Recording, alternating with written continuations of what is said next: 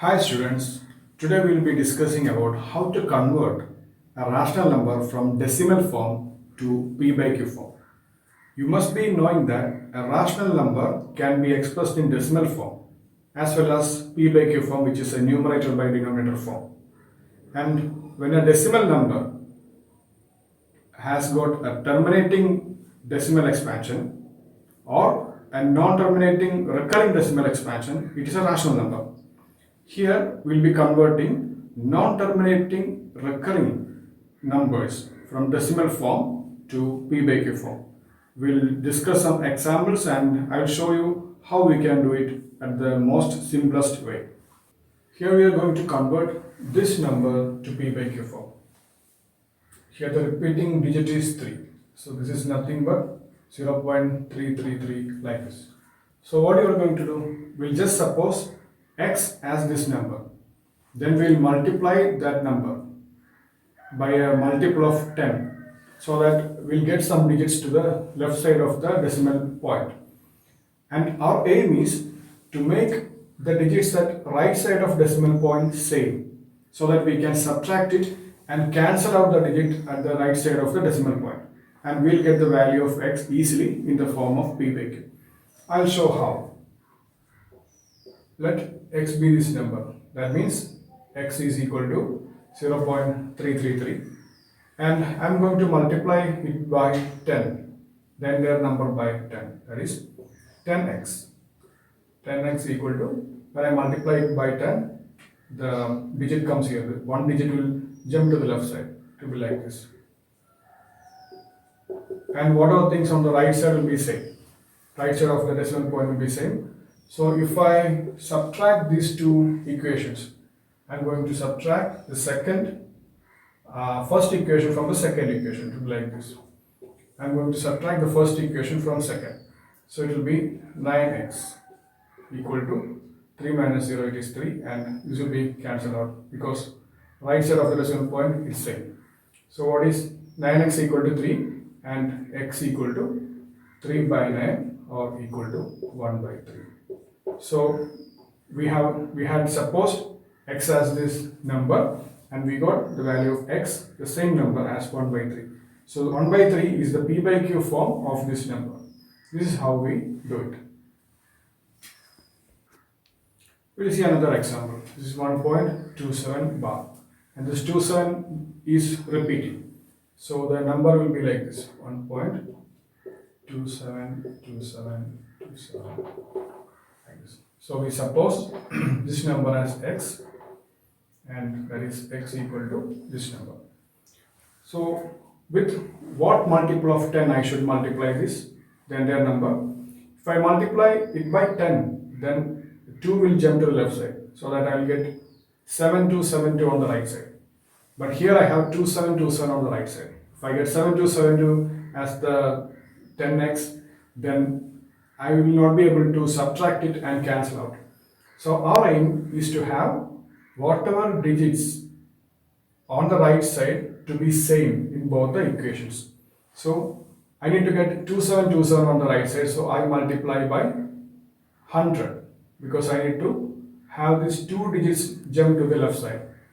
So I will multiply this by 100, 100x equal to 127. So this is my second equation and this is my first equation. Okay. Now I have 2727 on right side of this decimal point in both the equations. So I can just subtract it and eliminate this decimal point. Okay. So I will do the subtraction.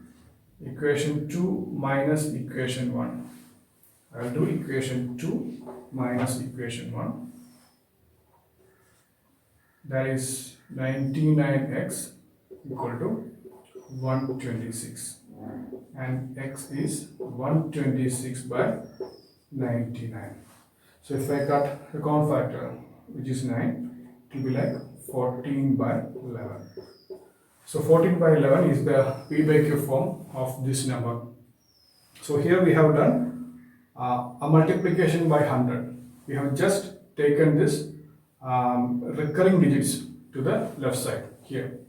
So our logic is, if we have a 2 digit as recurring, we'll have to multiply it by 100 so that we'll get those 2 digits to the left.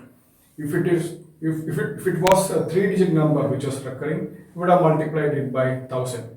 So our aim is to have the recurring digits on the left side so that we'll get a clean digit on the right of the decimal point.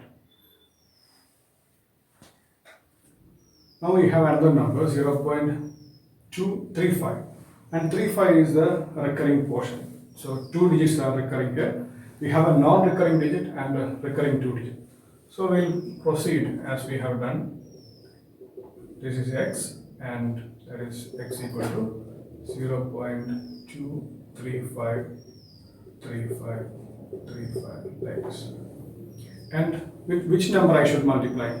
If I multiply by 10, then 2 will come here, and I'll have 3535.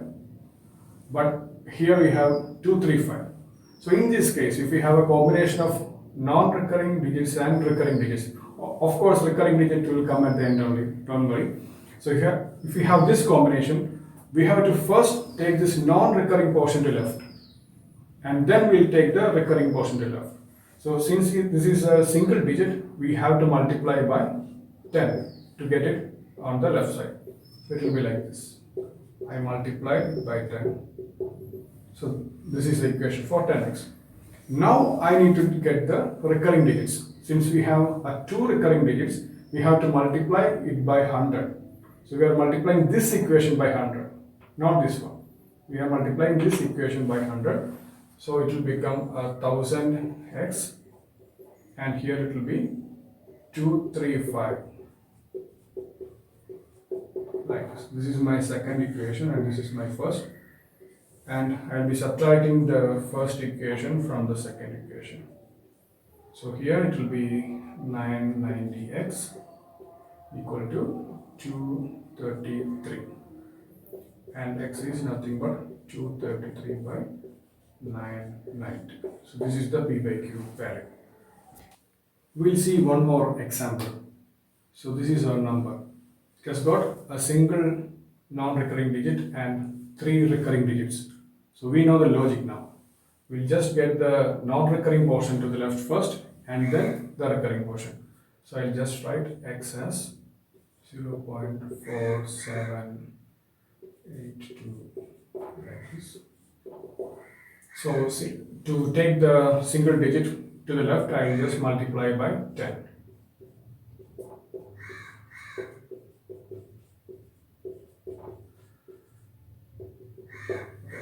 Now I will have to take the recurring digits. Since there are 3 recurring digits, I will have to multiply this equation by 1000. So it will give me 10,000x.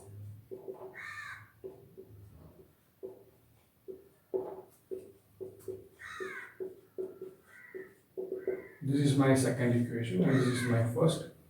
I am going to subtract the first equation from the second equation. Okay?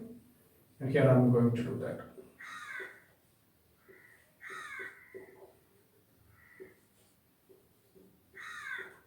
4778 and x is 4778 divided by 9990. So this is the p by q form.